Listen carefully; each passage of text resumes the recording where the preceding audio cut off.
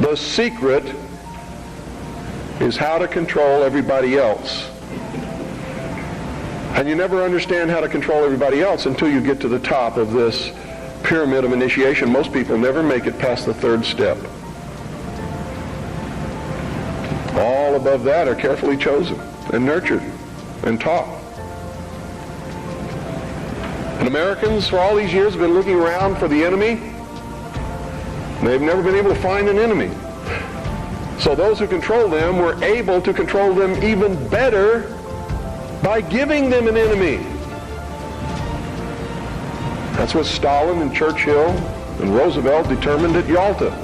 Who was going to be the enemy post-war? Turned out to be Stalin. And there was going to be this phony Cold War so that the population would never discover the real enemy. And I'm talking about the population of the Soviet Union as well as the rest of the world. You see, the enemy has always been here. It's your uncle, your aunt, your father, your mother, your brother, your sister, your nephew, your nieces, who belong to the fraternal orders collectively known as the mysteries.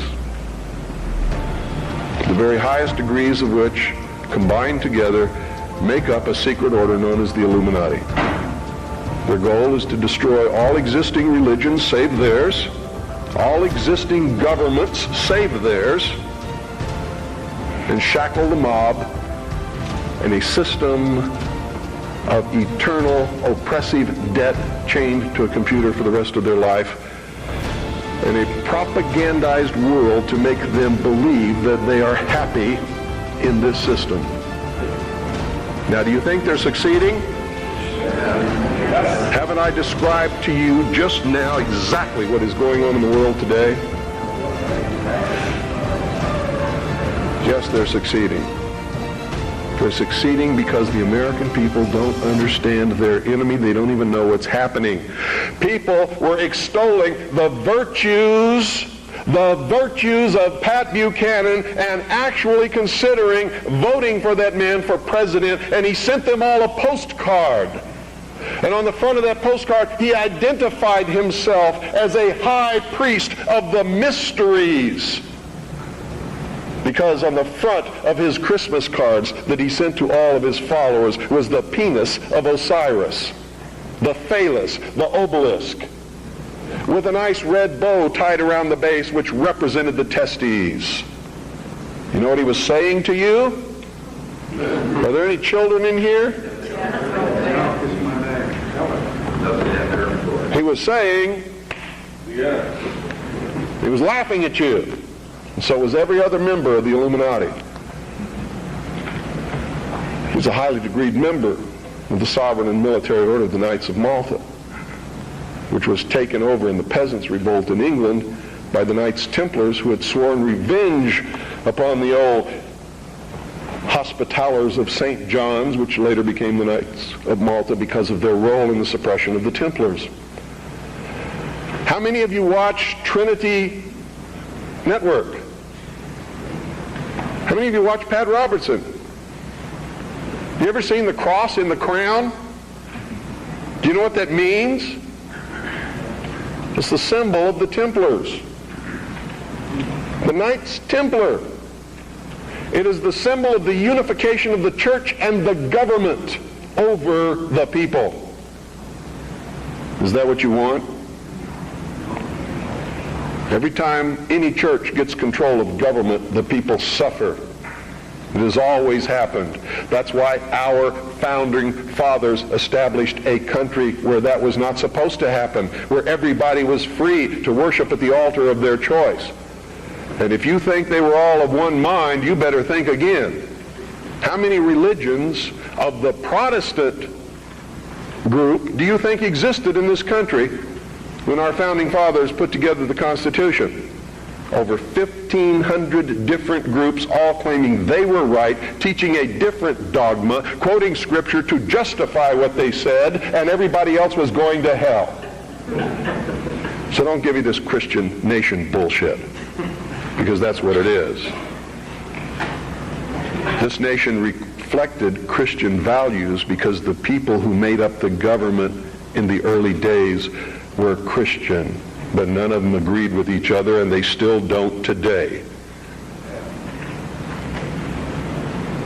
They very seldom ever have. What do you mean by Christian? Seventh-day Adventist? Branch Davidian? Need to do some serious evaluating, some very serious checking out of agendas. You really want to take over the government and make it a theocracy?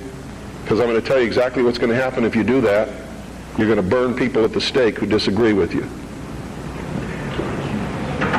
And if that happens, I'm going to have to take up arms all over again. And so will many of you, because you're going to be persecuted. You see? Because whichever one controls the government, you're going to have to conform to that teaching, and if you don't believe in it, you're a heretic. Do you understand what I'm talking about? What is our common bond truly? Freedom. Freedom. Without freedom, you can't be a Christian no matter what denomination you belong to. You can't be a Buddhist. You can't own a donut shop. You can't drive from here to Oregon. You can't be an American, because that's what it's all about, and that's the only thing that it's all about. Nothing else. Nothing else. It's about freedom. Freedom. Only freedom.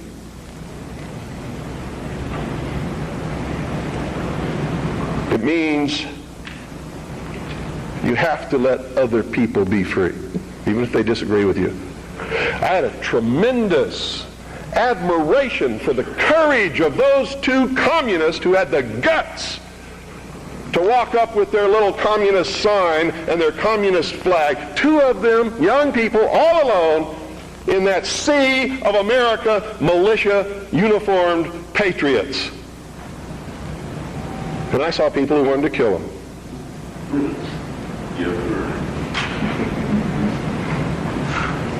You know, I don't like their philosophy. They're misled, misguided. Communism is a terrible thing. But they had guts. And I had a great respect for them. And I believe in freedom. Which means there is no way in the world that we could have had that meeting on your State House grounds this morning unless they had the right to do what they did. Then you had better understand that. Because if you stop them,